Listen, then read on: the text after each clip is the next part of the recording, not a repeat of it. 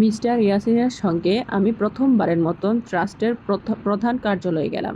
শহরের মাঝখানে পাঁচতলা একটি সাধারণ ভবন। বাইরে থেকে দেখলে বোঝার উপায় নেই এখান থেকেই শত শত এতিম শিশু, অসহায় বৃদ্ধ, দরিদ্র রোগী এবং মেধাবী শিক্ষার্থীদের জীবন বদলে দেবার কাজ পরিচালিত হয়। ভেতরে ঢুকতেই সবাই সম্মানের সঙ্গে মিস্টার ইয়াসিনকে সালাম জানালেন, কিন্তু তিনি কোনো বিশেষ আসনে না বসে সবার সঙ্গে করমোদন করলেন। তার আচরণে অহংকারের রেশমাত্র ছিল না।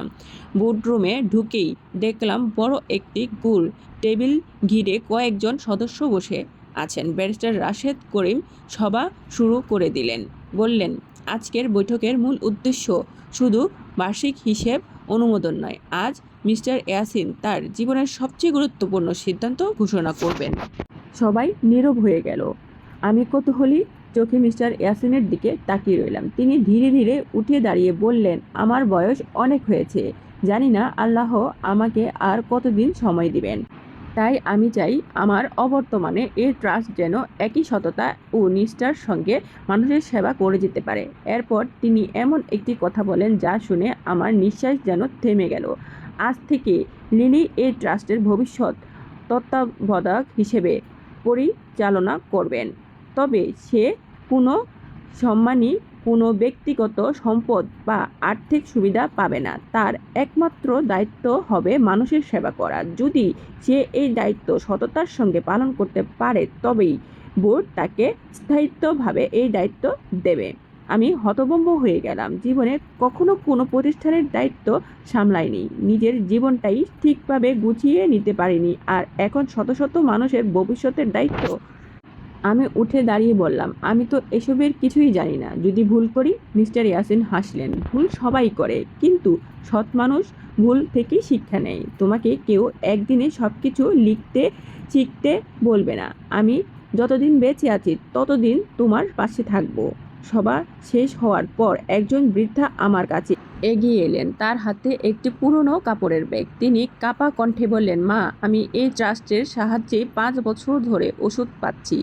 যদি এই প্রতিষ্ঠান না থাকতো অনেক আগেই হয়তো আমি মারা যেতাম। আল্লাহ তোমাদের ভালো রাখুক। আমি কোনো উত্তর দিতে পারলাম না, শুধু বৃদ্ধার হাত দুটো শক্ত করে ধরে রইলাম। আমার চোখ ভিজে উঠল। এতদিন আমি ভেবেছিলাম টাকা মানেই সুখ, অথচ আজ বুঝতে পারলাম একজন অসহায় মানুষের মুখের হাসির মধ্যে কোনো সম্পদের সঙ্গে তুলনা হয় না। সন্ধ্যায় বাড়ি ফিরে আমি নিজের ঘরে বসে অনেকক্ষণ ভাবলাম। আলমারিতে রাখা সেই হীরের আংটির দিকে তাকিয়ে মনে হলো, এতদিন এটাকেই আমি জীবনের সবচেয়ে মূল্যবান জিনিস মনে করতাম, কিন্তু আজ সেটি আমার কাছে কেবল একটি অলংকার। সত্যকারের মূল্যবান হলো মানুষের বিশ্বাস। ঠিক তখনই দরজায় কড়া নাড়ার শব্দ হলো। ব্যারিস্টার রাশেদ করিম উদ্বিগ্ন মুখে ভেতরে ঢুকে বললেন, স্যার, বড় সমস্যা হয়েছে। মিস্টার ইয়াসিন শান্ত গলায় জিজ্ঞাসা করলেন, কি হয়েছে? রাশেদ করিম একটি খাম তার হাতে দিয়ে বললেন, একজন ব্যক্তি আদালতে মামলা করেছেন। তিনি দাবি করেছেন এই ট্রাস্টের সমস্ত সম্পত্তির প্রকৃত উত্তরাধিকারী তিনি। আমি বিস্মিত হয়ে তাকিয়ে রইলাম। মিস্টার ইয়াসিন খাম খুলে প্রথম পাতাটি দেখে কয়েক সেকেন্ডে নিশ্চুপ হয়ে গেলেন। তার মুখের শান্ত ভাবটা হঠাৎ মিলিয়ে গেলেন। তিনি উদ্বিগ্ন হয়ে জিজ্ঞাসা করলেন, কে তিনি?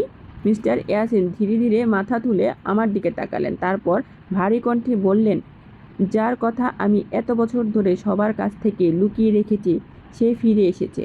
ঘরের ভেতর থেকে নেমে এলো গভীর নীরবতা। আমার মনে হতে লাগলো আমাদের জীবনের সবচেয়ে বড় ঝড় হয়তো এখন শুরু হতে যাচ্ছে।